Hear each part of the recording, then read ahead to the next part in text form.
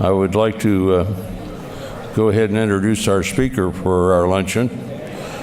We're very fortunate to have this individual with us today.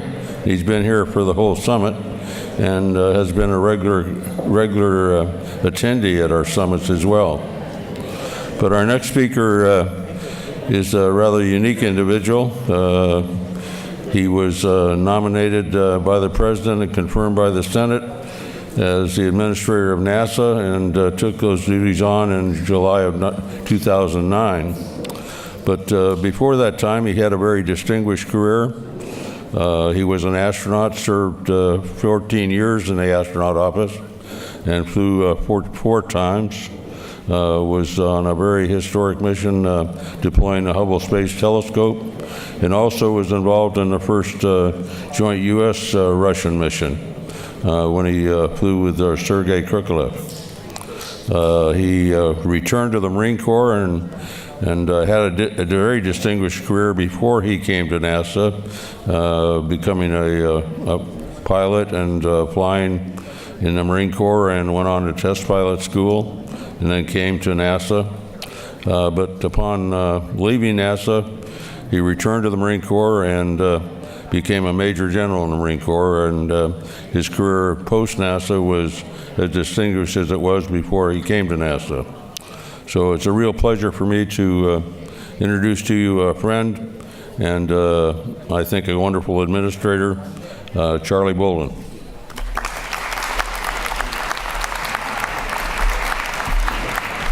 Okay, a couple of rules, as I usually try to do. Rule number one, you can ask questions anytime you want to. That's rule number one. Rule number two, there are no dumb questions. Now, let me tell you what I'm going to try to do. George said, why don't you talk a little bit about exploration? But I thought what I would do, since there are a lot of varieties of us here. Some are deeply steeped in everything that's going on today, so I can't tell you anything new about exploration because you work it every single day, particularly in this community, in the medical community. But some of you who happen to be researchers and you're looking at really critical issues don't have time in your normal day to keep up with what NASA's doing. So I thought I would try to do several things. One is to just talk a little bit about who we are and where we are today, and then tell you why my big theme, and if you want to pick a topic, although it says NASA's journey to Mars and beyond, my topic is back to the future. And so hopefully when I finish, you'll understand why I said that. I think I'm like everybody else that has sat through this first day and a half. Like George said, I've been here from the very first Space Medicine Summit, and I never cease to be amazed every time I come. You hear something like the panel we just heard, and all you can say to yourself is, we never should have been able to do that. But it's who we are. And so that's one of the things that I keep trying to explain to people all the time. NASA is unique. NASA is iconic. We always have been. We always will be. A couple of things for you. Let me dispel some, because I hear urban myths all the time. So I want to dispel two urban myths because they've been stated here several times and they're just not right. So let me do it. Urban myth number one, there is no prohibition against going to the surface of the moon. So I'm not sure where that came from. I can imagine because, the president gets accused of having said, been there, done that, so we don't need to do that. I think that may have been during the campaign or something, or it may have been at some point, but there's no prohibition against NASA going to the surface of the moon. And in fact, if you're working in the program day in and day out, particularly in the Human Exploration Operations Mission Directorate and the Science Mission Directorate, you know that a lot of the things we're doing today are trying to facilitate the success of our partners in helping us to get humans back to the surface of the moon in this period of time that we call the proving ground, this 10-year period of time, the decade of the 20s. So that's urban myth number one. Urban myth number two is that I cannot engage in bilateral activities with China. That's probably the biggest urban myth. There is no congressional prohibition against my working with China. It's just they make it very difficult. After I went, Bill Gerstenmaier, Peggy Whitson, and I went, I think many of you may know, we went to China in 2010. absolutely incredible visit. We were sent there by the president and with one mission, and that was go and come back, determine the feasibility of NASA and China collaborating in human spaceflight. Members of Congress were not very happy. Members of Congress said, don't do it. I said, I work for the president and I got to go do it, and I went and did it. I think if you talk to Peggy Whitson or Bill Gerstenmaier, they will tell you it was an incredibly beneficial visit. One of the things I feel really good about today when it comes to China, US, China, anybody, is one of the products that we left with them in 2010 was one of the early versions of the International Docking Standards. And for those of you who work that kind of stuff, you know that anybody, any organization, industry, or anyone who uses the International Docking Standards to design their docking mechanism can dock to the International Space Station. They can dock anywhere. And so we left that with them in 2010. My hope is that they took it and evaluated it and decided it was worthwhile, and that you will find on Shenzhou or Tiangong that it complies with the International Docking Standard. That would be great. So we already work with China in science, several areas. When you talk about earthquakes, glacial characterization of the Himalayas, lunar science, we actually played a critical role in their Chang'e 1 mission when they first landed on the moon and had Jade Rabbit come out. We were able to provide them with some pre-landing data from the Lunar Reconnaissance Orbiter to help them with landing site selection. And then some of you have seen the picture of Jade Rabbit, the little path it made, the little reverse hook when it came out. That actually comes from LRO. So that's NASA imagery that we gave to them once they had the landing. And then most recently, I had an opportunity to travel to Beijing and Shanghai. This time it was just for aeronautics. We're working very diligently with a number of nations around the world on air traffic management. That's how do we make your travel from here back to wherever you're going much more efficient? So we're working on new tools for air traffic management to smooth the flow of traffic. If you've flown in and out of Beijing or Shanghai lately, you know it is probably one of the worst places in the world. The Chinese realize it, airlines all over the world realize it, and people who build airplanes realize it. So everybody is hoping that we can get them to work with us in smoothing out the flow of air traffic there. For the first time in 22 years, I was able to sign a memorandum of agreement over the last month with the Chinese, their equivalent of the FAA and their equivalent of NASA, in partnering in trying to better their air traffic management. So two urban myths that if somebody says it, just say, okay, I got it. But they're myths, not true at all. So let me start here a little bit. You know, today we enjoy strong bipartisan support from the Congress, contrary to what it may seem like. There is no question in my mind that we don't have champions, unfortunately, but we do have strong support from the Congress. That support kind of varies in what the topic is. We don't enjoy very good support when you talk about earth sciences, the things that help us understand our planet and how we preserve it, because there are a lot of people who believe that NASA should not be in the earth science business, that unfortunately we're the people that build satellites give you your weather. We don't operate them, but we build them.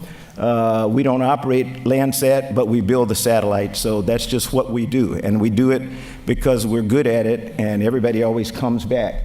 The Department of Interior goes to Congress, asks for money.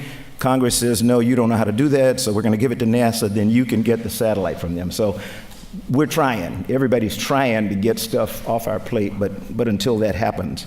The President's 2017 budget, that request showed an increase of $36 billion for aeronautics over the next 10 years. And the significance is it's a budget over a 10-year time horizon. We don't do that. NASA has never had anything not since I've been the administrator, in an administration budget that stretches over a 10-year time frame. That was really, really hard to get through OMB, for those of you who know OMB. But we managed to do it. So there's $36 billion over the next 10 years in the President's 2017 budget, and that is primarily for stuff like this. It's for what we call New Aviation Horizons.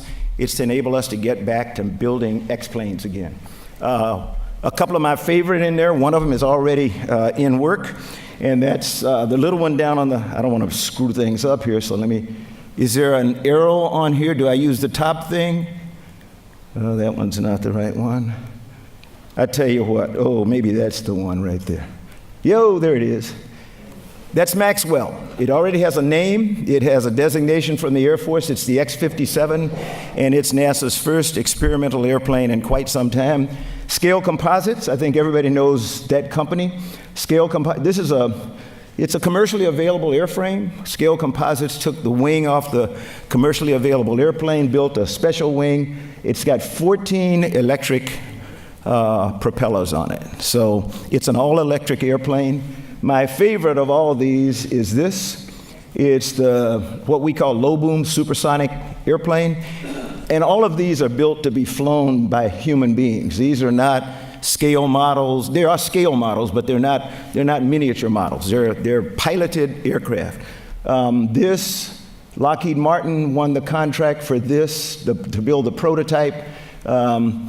We actually, over a number of years out at Armstrong, have been flying flight tests, playing with the fuselage of airplanes, trying to figure out if we can reshape the acoustic energy that comes off an airplane when it goes through the speed of sound. We think we can. So instead of breaking windows, you get kind of you just get a muffle. And we call it low boom supersonic, so we're excited about that. So the president's budget includes 10 years to do that kind of stuff. The science portfolio continues to amaze me. We're in the 26th year of Hubble's operation. Some of you happen to participate in making it as great as it is. I don't think anybody ever believed or dreamed that Hubble would last that long. It was built to last 5 years. The good thing was it was made to be serviceable, and so we have done such, and it continues to absolutely amaze folk. We're in the process right now of trying to replace Hubble. This is the James Webb Space Telescope. You gotta look at the person right there to get a feel for how big this telescope is. It's unique because it's a segmented mirror. It's got 18 individual mirror segments. Each one has 7 actuators on the back, so we tune it once it gets to its place on orbit, and it's going to be 1.5 million kilometers away from Earth. So it's not occulted by Earth the way Hubble is.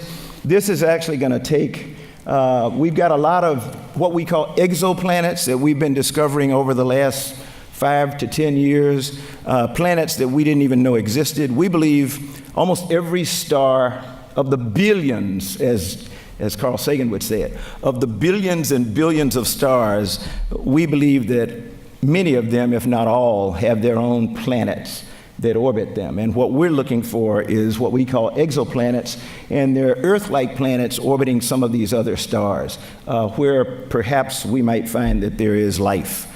So that's the big thing. 2 quests that NASA's still pursuing since the beginning of time is, how did this stuff all get here? And the second question is, are we alone? So almost everything we do, to include trying to get to Mars, is in pursuit of that. James Webb is scheduled right now to be launched October-ish of 2018. We just had a big rollout up at Goddard Space Flight Center the other day because it's now completed all of its tests for the science segments and everything else. It's in preparation for coming down here to Houston in February, where it'll go into the big chamber, Chamber A, for about a 4 to 6 month test at vacuum. Then it'll be shipped back out to California for integration with the entire become the entire spacecraft itself, to then go by boat from California down to Kourou, where it'll be launched on an Ariane 5 in October of 2018. This is one of my favorites. It's New Horizons. This is an image of Pluto taken by the New Horizons spacecraft, 9 years in transit, most of that time asleep. And then we woke it up, and these are some of the images. We just finished getting the last bits of data from New Horizons. New Horizons is now off in the Kuiper Belt looking for another target, so it'll be out there for a while. Juno just arrived on the 4th of July, Independence Day, this past Independence Day. The significance of Juno is that these are huge solar arrays. It is not a nuclear-powered spacecraft. It's the first non-nuclear powered spacecraft that we've been able to fly to an outer planet. That in itself is somewhat game-changing. It could be applicable to Mars transit, anything, but I think some of you who are, I'm not a planetary scientist, but I understand from my friends who are, this is an incredibly hostile planet, its environments in terms of radiation. So Juno was like in a vault when it got to Jupiter because of how harsh the radiation environment is. And then we had to kind of gradually open up the vault so that the instruments could be exposed and could get the images they do. It's doing darts. In its orbit, it goes into oblong orbits and all other kinds of stuff over the next couple of years because we want to image the entire planet. And while we're doing that, we'd also like to try to image a little bit Jupiter's moon called Europa, because we have a follow-on set of missions to Europa in the 20s because some scientists believe that even more highly probable than Mars is the probability that there may be life in the ocean of Europa. Europa is a big water moon covered by ice, and a lot of scientists, since we've started seeing these plumes break through the ice of Europa, the aeration and other things may have contributed to life in the oceans of Europa. And then OSIRIS-REx launched this is November, so September 8th, we launched OSIRIS-REx. It's a big instrument, but it's on its way to rendezvous with an asteroid called Bennu. We selected Bennu because we know a lot about it, and what we want to do is land on Bennu, almost land. OSIRIS-REx will get there in about a year and a half, couple of years. It actually is going to descend to near the surface of Bennu. Several meters off, it'll stop and kind of hover. Has a big arm that's coming out of the bottom of the spacecraft, penetrate the surface, catch a lot of dust and debris, bring it back into the spacecraft, and then bring it back. And in 2023, over the Utah desert, it'll drop a canister containing anywhere from about 2 to 70 kilograms of material from Bennu. So it'll be our first sample return from an asteroid. We participated in Hayabusa 1, some of you may remember, with the Japanese, and we got samples of particles going through it's not really a tail, but going through the wake of an asteroid. We're cooperating with Japan on Hayabusa 2, but that's going to give us particles, but not a big sample like Bennu. And then 16 years of habitation on the International Space Station, which is really critical because for us, as we have been discussing in this and previous summits, this is our stepping stone to the rest of the solar system. And it is, in fact, it's been our primary research laboratory, not just for NASA, but for the international community, to help us determine how we safely send humans on a journey of exploration to Mars and then back in the next several decades. So a couple of things have happened. You've already talked about it. These are some of the technology demonstrations or development that's already going on the International Space Station, trying to develop robotic refueling capability, looking at habitation structures. Bigelow has something called the BEAM, the Bigelow Extendable,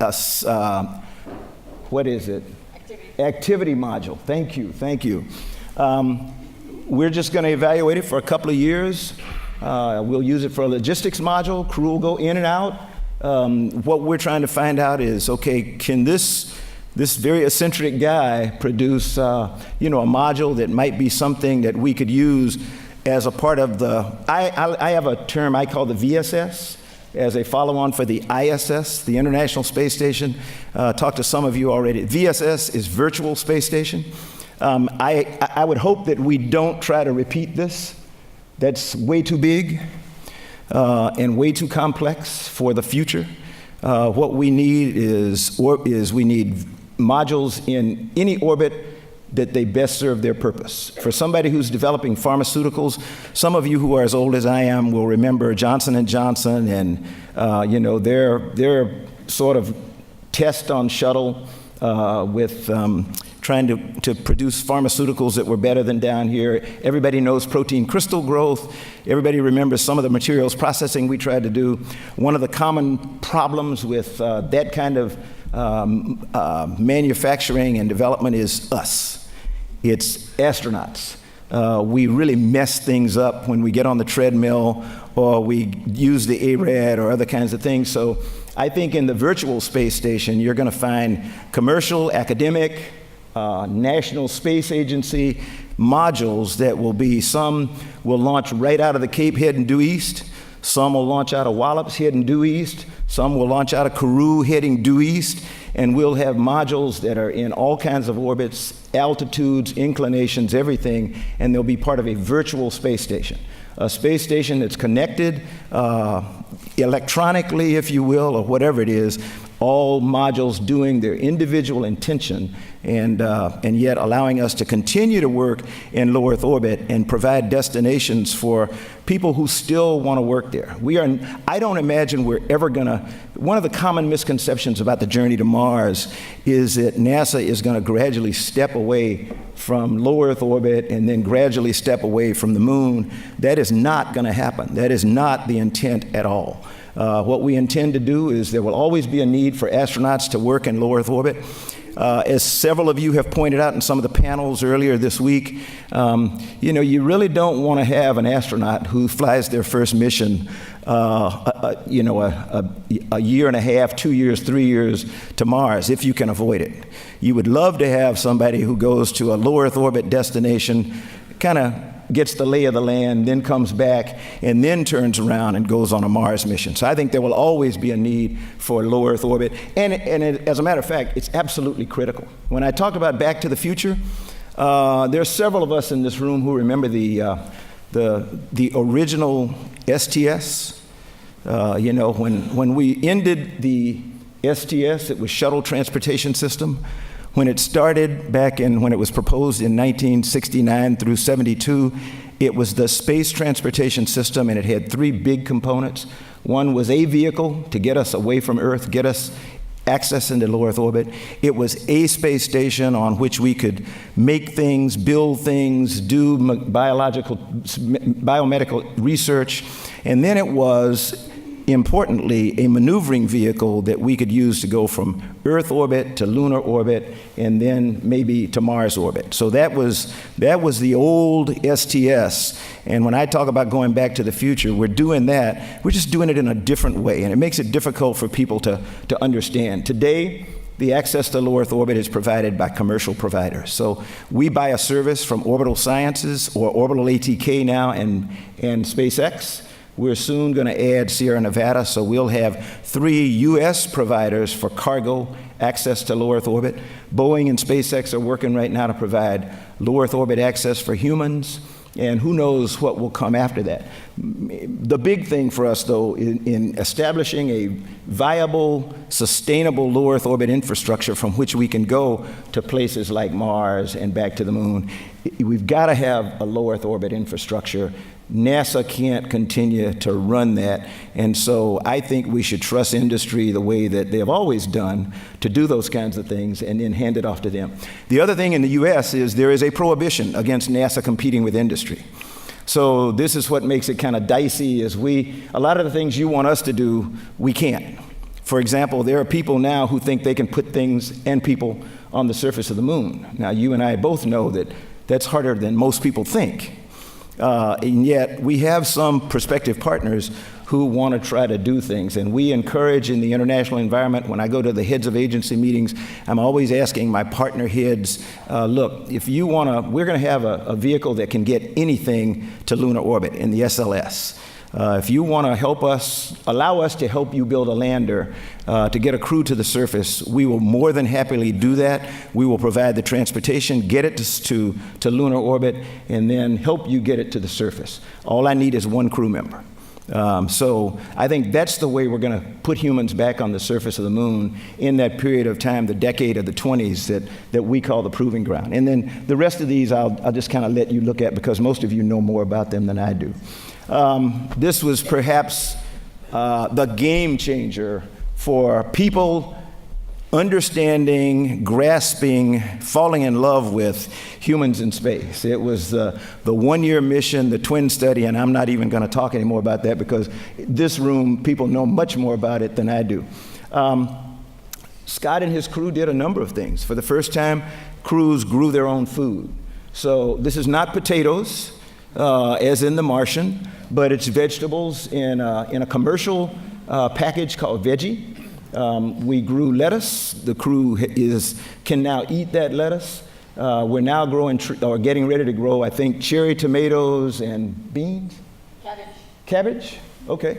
But, you know, as we get ready to go to Mars, several people have talked about it yesterday a lot. Ideally, you want to get to what we call massless launch, where the crew lifts off from Earth, they go get into a transfer vehicle, and they go to Mars. And what they need is either produced en route, or it's there when they get there, or it's manufactured when they get there. So when you talk about, people talked about in situ resource utilization yesterday, but the big thing is the research to be able to produce that in situ resources. There is a Mars 2020 mission that is scheduled to launch in 2020. It will be a Curiosity-like vehicle. One of the unique things about it is that it will be the first science mission that will actually have a human space flight experiment on it. And it's something called MOXIE. MOXIE will actually take carbon dioxide out of the Martian atmosphere, dissociate it so that we can make oxygen and carbon products. We believe we can make oxygen, breathing oxygen for the crew, and we can make propellants for the Mars ascent vehicle. There is a belief that Mars may have methane somewhere, if there was ever life there. And so if you find methane on Mars, now if you can harvest that, you can have a LOX methane ascent vehicle, you can have a LOX hydrogen ascent vehicle, but that's sort of moving along on the massless launch, but making things when you get to the place that you want to leave. And then public-private partnerships is really critical. This is what we did not have in the days of Apollo. Not sure anybody, I think some of you probably perceived it, but we weren't really making a legitimate effort to make it happen. I actually thank President Bush, but more especially President Obama for saying, okay, we're going to make this happen. President Bush funded the first commercial cargo effort, and that is what has given us SpaceX, the Dragon, and the orbital Cygnus.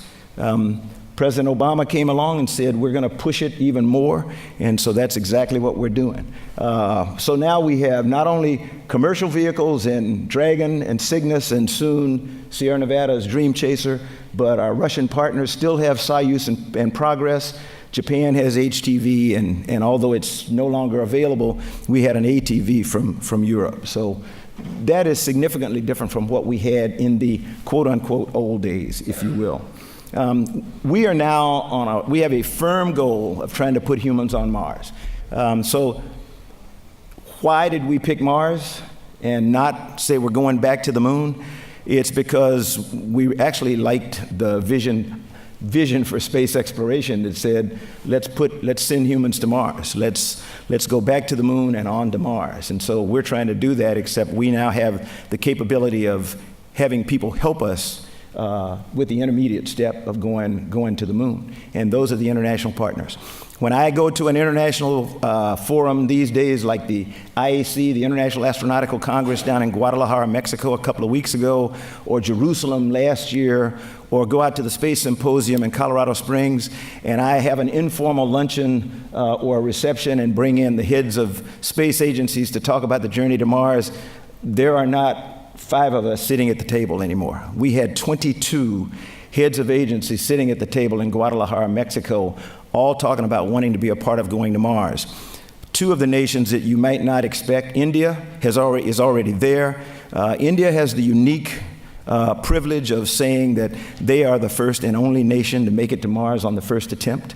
They have the Mars orbiting mission, which today is, its mission is to look at Mars's lower atmosphere. We have a mission that arrived 2 days earlier called MAVEN. It's looking at Mars's upper atmosphere.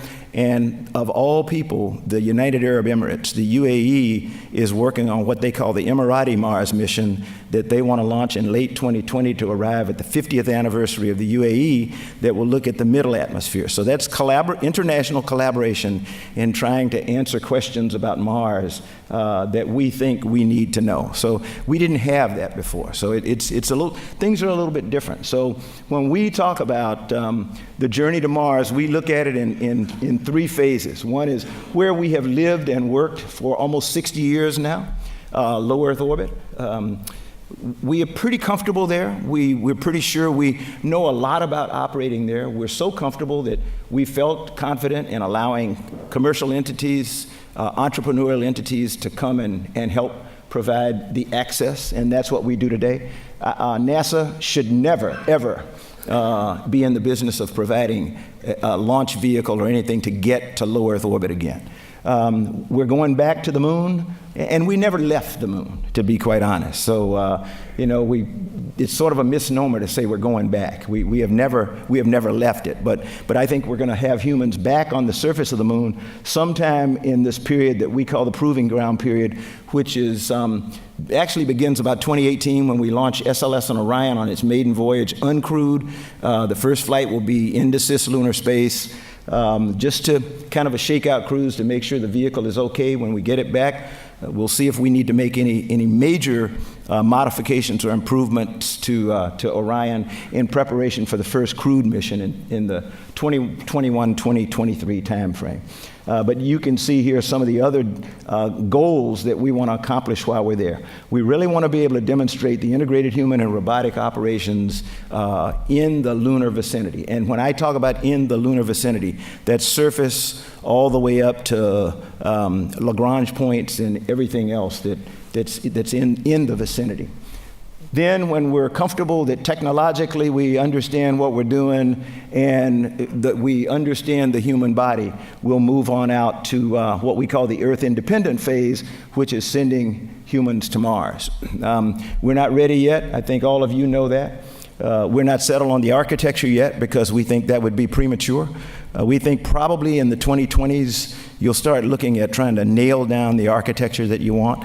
The problem that you have with this strategy, and we talked about it yesterday, I think, when Thomas Reiter gave a presentation on ESA's approach to lunar exploration. He talked about they chose a destination approach as opposed to a capabilities approach, which is the way we look at it. We're moving along as rapidly as we can as the capabilities are developed to allow us to take the next step. And what we're finding is that frequently those capabilities don't come from us.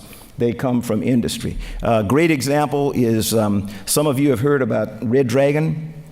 SpaceX has a mission that they want to fly a Dragon capsule to Mars, land it on Mars, and then bring it back, uncrewed. Very difficult to do. Will they be successful? We don't know. We keep our fingers crossed, but we've partnered with them. It's a non-reimbursable Space Act agreement where we provide data for them, we provide communications and navigation support, and in return, we get all of their descent and landing data. NASA does not do propulsive landings. We don't do supersonic retrograde propulsion for landings. We have been partnered with SpaceX from their very first flight when they tried to bring the first stage back, landed on the barge, and then landed at the Cape. So we've got the benefit of all that data from their flights, successful and unsuccessful, to try to help us to build the suite of data that we have when we get ready to put large masses on the surface of Mars. We know parachutes are not going to get it when you start talking about landing the kinds of supplies that we need to land for humans. We know that just the blunt nose of the vehicle itself is not going to get it. You're going to have to find probably some type of propulsive landing. So we're working with industry to get as much data on that as we can. So that's an example I would give you of a government-private partnership to try to maximize the benefits of what we get from everybody. I keep looking at John back there because John knows that he's been working for Red Bull and others in looking at high altitude survival, if you will. And as he will say, we're sucking up every piece of data we can get from that kind of stuff because we don't do that. So we want to understand crew survival, what's better, what enables our crews to survive longer. Every piece of data that we can get from somebody that's, entrepreneurial or experimental or whatever you want to call it, we'll take it. Our priorities as we advance the journey to Mars are fourfold. It's economic development of low Earth orbit. It's the development of long-duration deep space habitation and transportation capabilities, and it's the demonstration of a robotic Mars surface return capability as a precursor to human capabilities. And then finally, it's continued evolution of the International Space Station and our international partnerships beyond the station. When I talk about international collaboration, I'm incredibly proud to say today, we have more than 750 active international agreements with more than 120 nations.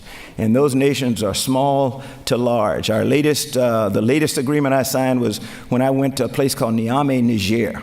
Niger is the second poorest country in the world. And today, Niger can say that they're a member of the family of spacefaring nations because they're the host for something we call Severe West Africa. So they receive 30 years or more of archived Earth science data and real-time data from our orbiting Earth science satellites, and it gets fed out to a number of West African nations to help with crop planning, water resources management, disaster planning and relief, those kinds of things. And we have 4 of those around the world. One's in Kathmandu, Nepal, that played a critical role when they had the recent earthquake in Kathmandu. We have one in Bangkok, Thailand, and one in Nairobi, Kenya, that is severe East Africa. So those 4 sites, and we're partnered with the U.S. Agency for International Development in those. They are the primary partner. We provide the data. So that's all we do. We just load our Earth science data into them, provide scientists who go when it's necessary to help their farmers or their government decision makers understand how you use the data and what it all means. I'm going to show you something. These are, other than what's on the right, that's real test at Stennis of what used to be SSMEs. Today they're RS-25, so they're the main engines for the Space Launch System, the SLS. We have taken the old reusable shuttle main engines and converted them with Rocketdyne to now be expendable rocket engines. Much cheaper, much more easy to produce, different engine controller and the like, but that's part of the development. This is an artist concept of what SLS is going to look like, and then I'll show you this. I like this, so enjoy it. I hope it works. Uh-oh. You have sound back there, or does somebody have sound? Wow. One of the best parts is the sound.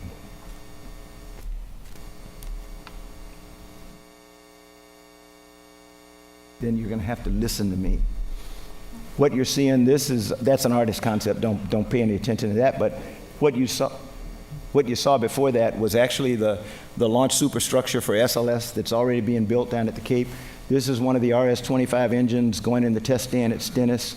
We're about ready now to go into what we call MPTA, Main Propulsion Test article, where we're going to put the whole 4-engine cluster on the test stand with the core stage of SLS and actually test it down at Stennis. This is... I'll be quiet. Oh, go back? Okay. Let me see if I can do this.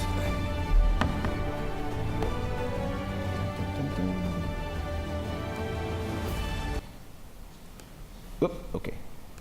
Shucks, I can't believe I did that.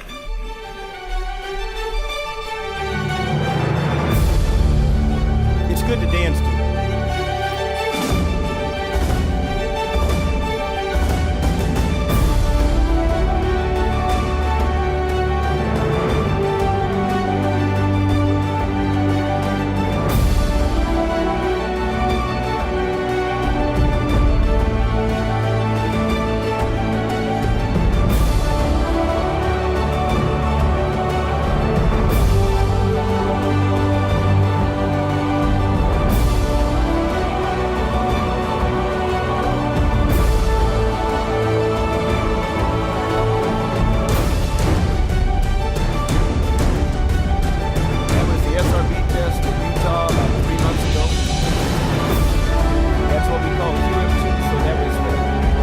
final test of the 5-segmented solid rocket booster that will be used on SLS.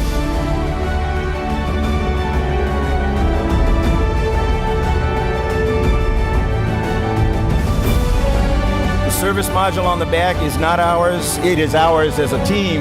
It's produced by the European Space Agency, built in Turin, in Italy. The structural test article is now at Glenn in test. This is actually from the flight test of Orion in December of 2014. 2 years ago, we flight tested Orion, an incredibly successful mission, the farthest that any vehicle intended to carry humans had been away from Earth since the Apollo era. So the first time in more than 40 years that NASA had produced a vehicle intended to carry humans that went farther than low Earth orbit.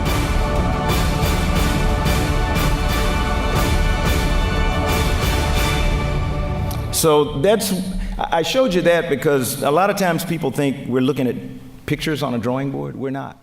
If you go to Michoud outside of New Orleans today, you will see multiple sections of the core stage of the SLS in production, getting ready to be tested.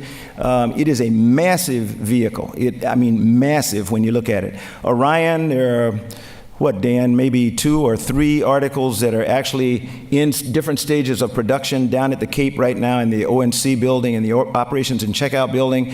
If you go over to what used to be OPF-3, where we used to process the shuttle, that is now a Boeing facility under lease from NASA, and they have 3 or 4 versions of the CST-100 Starliner that is there in preparation for flight.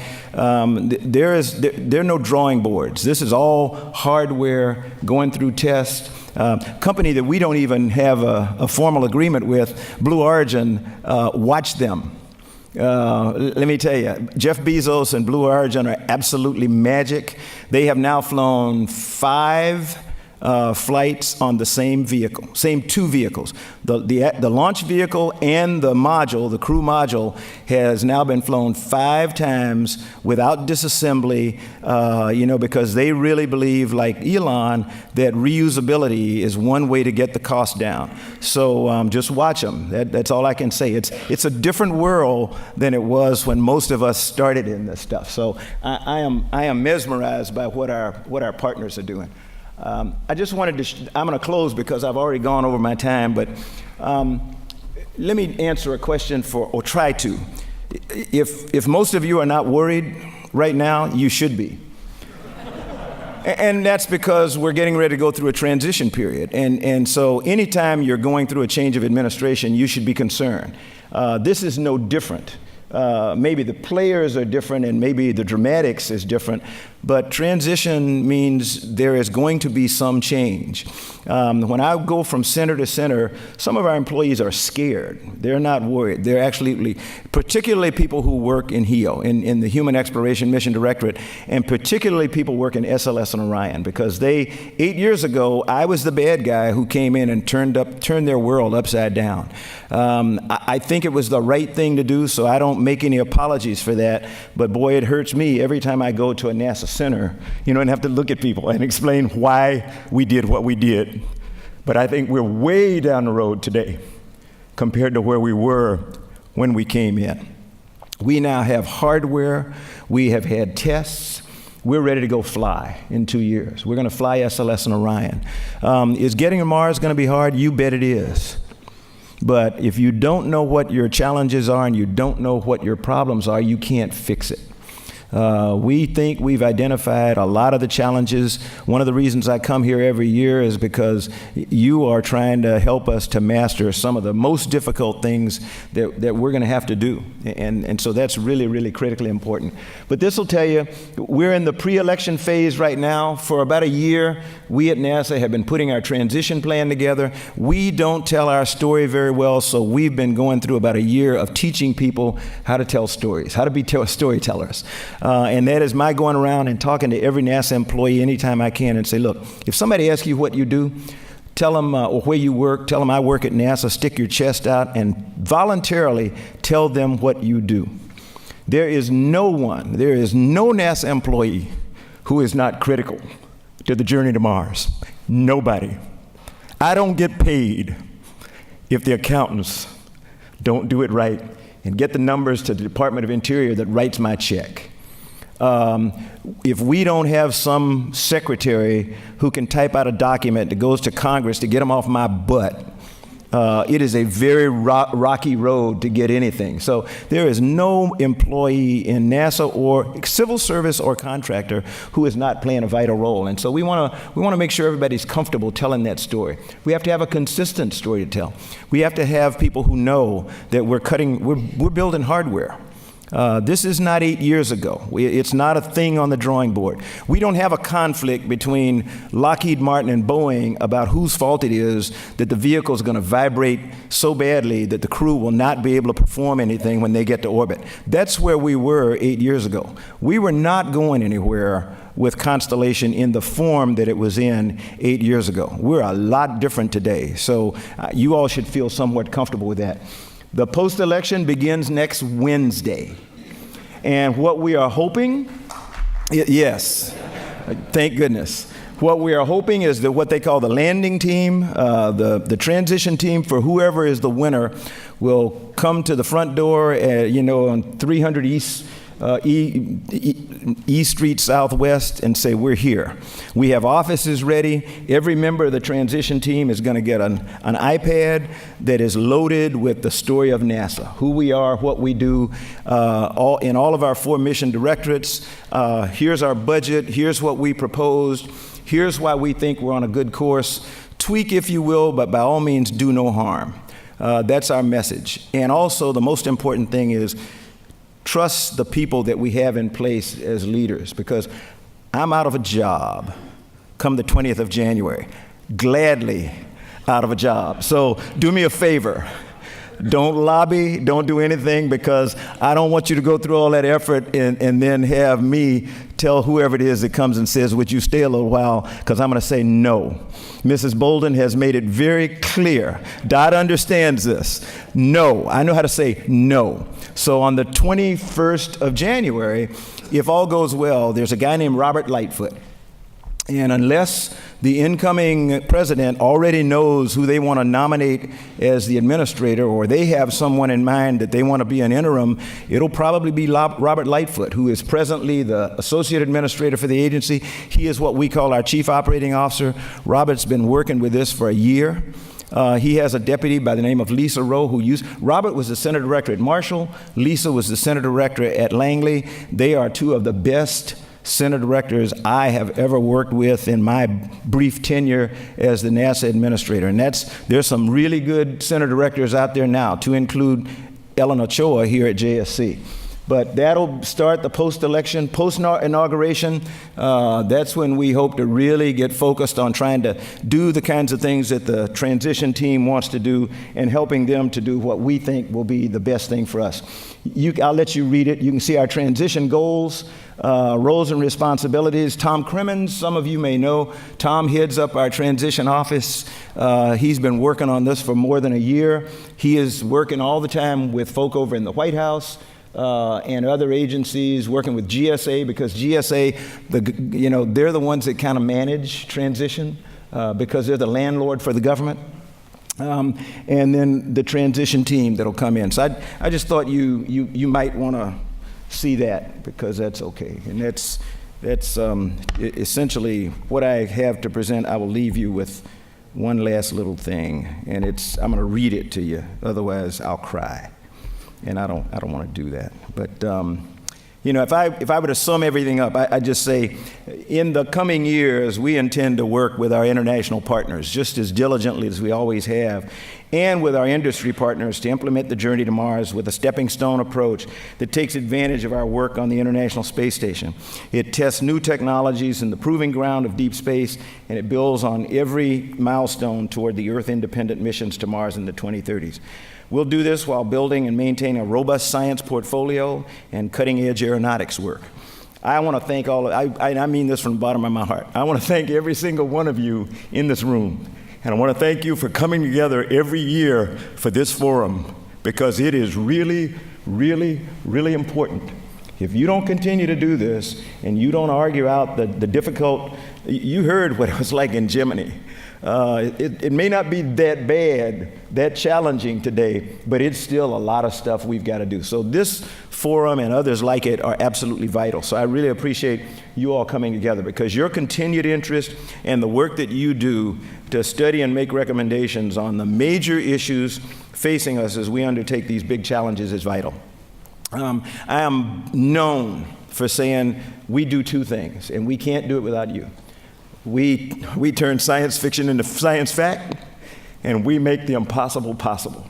You heard a story just before coming in here. If that doesn't help you understand what I mean, Jiminy should not have happened. Look at what they told us. We should have never been able to do that, but we're not normal people. And we don't know how not to do something. So I'll close with that, and thanks very much.